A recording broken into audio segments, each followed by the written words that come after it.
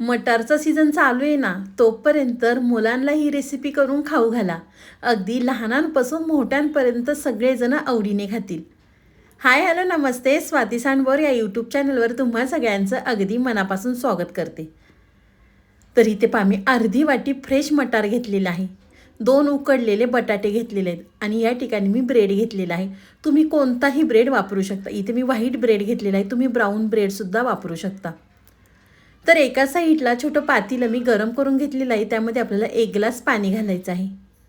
पाण्याला उकळी आली की त्यामध्ये आपल्याला अर्धी वाटी मटार घालायचा आहे आणि तो आपल्याला शिजवून घ्यायचा आहे. मटार शिजतोय तोपर्यंत आपण दुसरी तयारी करूया.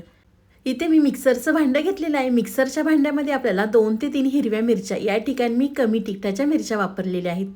मिरच्या तुम्ही तुमच्या आवडीनुसार कमी अधिक करू शकता.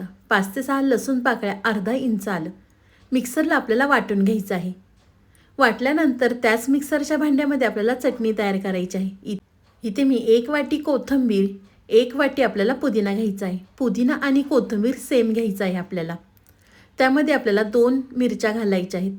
मिरच्या घातल्यानंतर 3 ते 4 लसूण पाकळ्या, अर्ध लिंबू पिळायचं आहे, म्हणजे चटणीला रंग अगदी छान येतो आणि चवसुद्धा अगदी अप्रतिम लागते.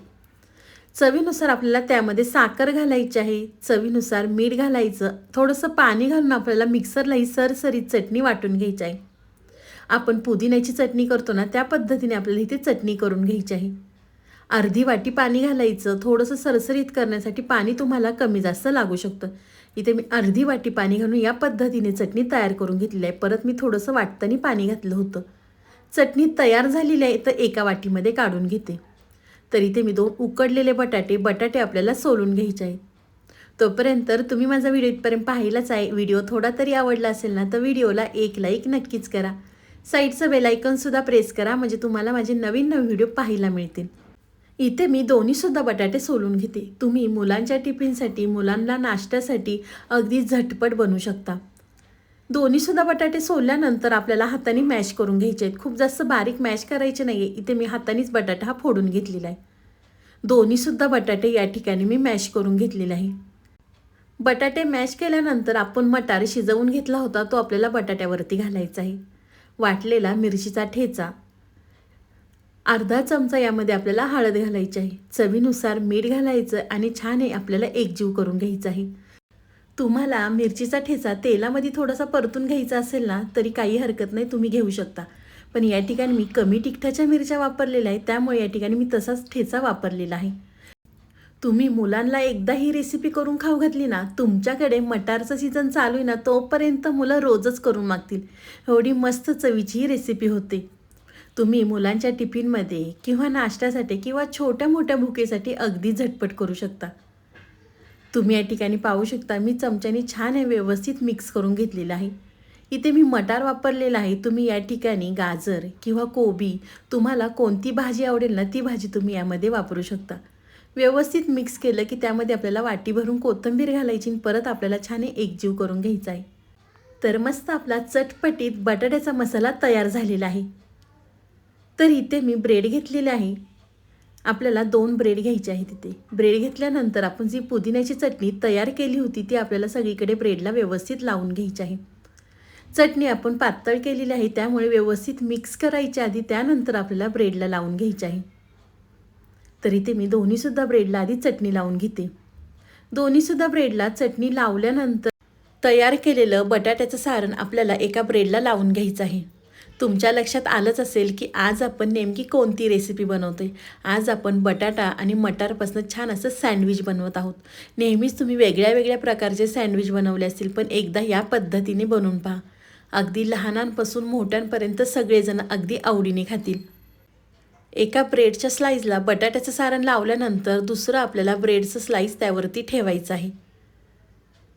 तर मस्त आपलं हे बटाट्याचं सँडविच तयार झालेलं आहे. तुम्हाला वाटेल इथं सँडविच तयार झालं का काय, पण असं अजिबात नाही आहे. पुढे व्हिडिओ पाहत राहा, तुमच्या लक्षात येईल नेमकं आपण काय केलेलं आहे. तर अशाच पद्धतीने इथे मी दुसरंसुद्धा सँडविच तुम्हाला करून दाखवते. आपण ही पुदिन्याची चटणी लावलेली आहे ना, त्यामुळे सँडविच खायला अगदी छान लागतं.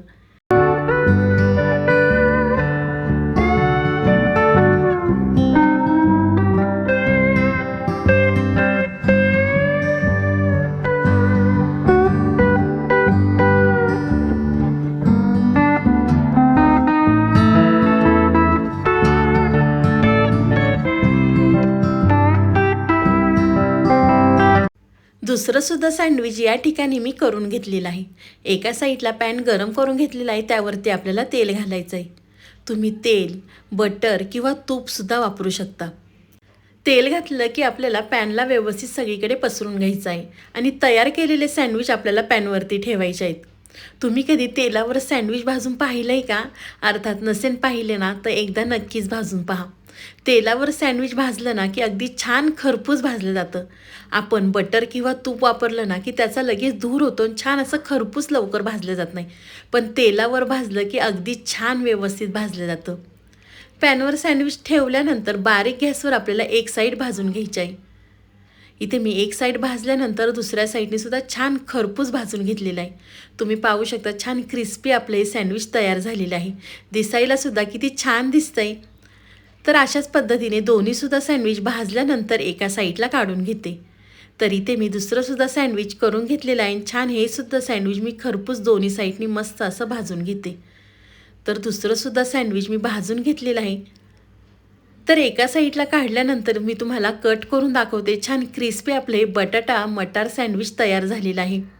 खायला म्हणताल ना तर खरंच अगदी अप्रतिम लागतं. नको नको म्हणणारे ते सुद्धा अगदी 3 ते 4 खाऊन मोकळे होऊन त्यांना समजणारं सुद्धा नाही. बघा आतमधलं सारण किती छान दिसतंय. तर अशाच पद्धतीने इथे मी सँडविच कट करून घेते. घरामध्ये आपल्या छोटा मोठा कार्यक्रम असेल ना तेव्हासुद्धा तुम्ही हे सँडविच करू शकता किंवा मुलांच्या बड्डेसाठी सुद्धा करू शकता. तर सगळे इथे मी सँडविच कट करून घेतलेले आहेत. तर त्यावरती आपल्याला भरपूर चीज घालायचं आहे म्हणजे मुलं अजून आवडीने खातील. तर इथे मी छोट्या किसणीने चीज किसून घेते. तुम्ही टोमॅटो केचप संग किंवा मेयोनीज संगसुद्धा हे सँडविच खाऊ शकता किंवा तसंसुद्धा अगदी खायला छान लागतं.